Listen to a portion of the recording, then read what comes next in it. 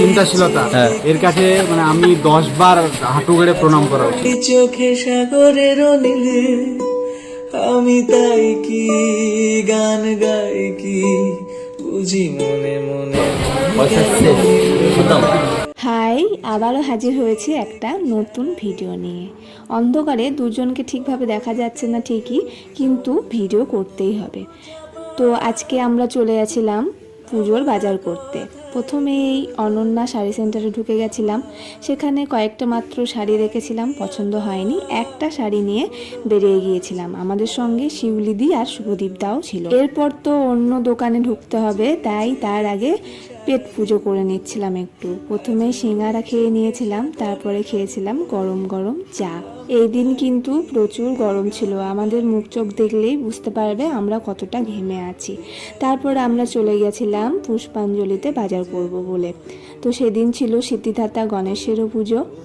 আর প্রথমে গিয়েই আমাদের চোখে পড়ে এই ব্যাগগুলো। ব্যাগ দেখলে আমি একদম আটকে যাই, মানে ব্যাগের প্রতি আমার একটা আলাদা লেভেলেই ভালোবাসা আছে বলতে পারো।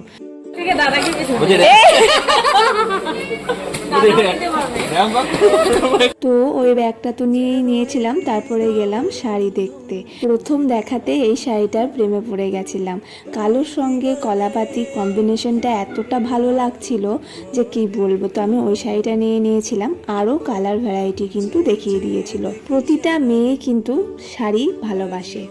তো আমি আর শিউলিদি এত শাড়ি দেখে পুরো হাঁ হয়ে গেছিলাম। প্রচুর শাড়ি দেখিয়েছিল। আর এখানকার যে কাকুগুলো আমাদেরকে শাড়ি দেখাচ্ছিল তারা কিন্তু খুবই ভালো। মানে অনেকে হয় না যে কুড়েমি করে শাড়ি বের করতে চায় না বা এরকম, এখানে কিন্তু একদমই সেরকম না। আর এত শাড়ি দেখেছি সেই জন্য আমরা হাঁপিয়ে গিয়েছিলাম, তাই একটু জল চেয়ে নিলাম।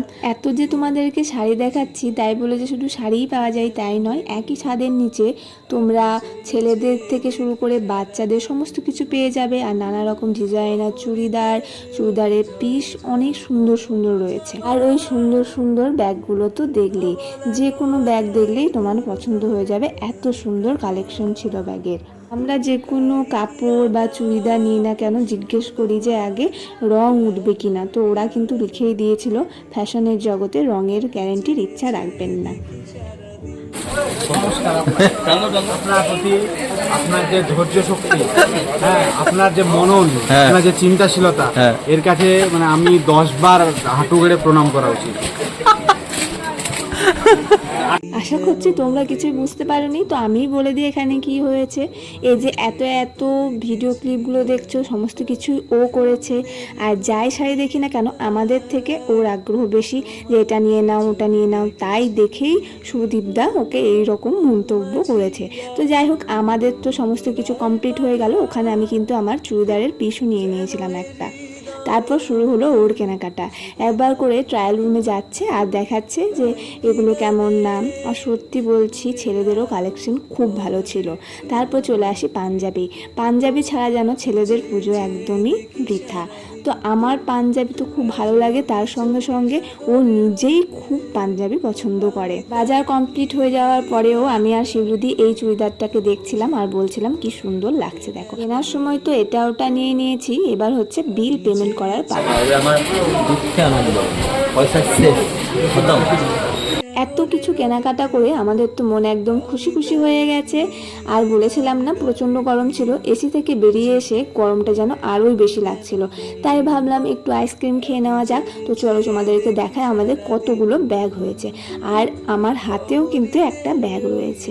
কেনাকাটা কিন্তু এখানেই শেষ নয়, পরে আরও একটা ভিডিও আসবে। আমাদের পুজোর বাজার কত দূর সেটা জানিও। আজকের ভিডিও এত দূর অবধি।